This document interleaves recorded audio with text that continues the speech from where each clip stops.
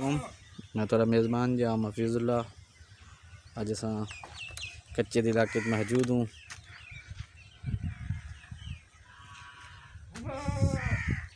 सरदार अल्लाह back सरदार डेरे ते अल्लाह बाकी देखो मेहमान भी आते बैठे। अस्सलाम वालेकुम से। वालेकुम अस्सलाम। तेरा नाम क्या है सर? अल्लाह बख्श गुपांग सर।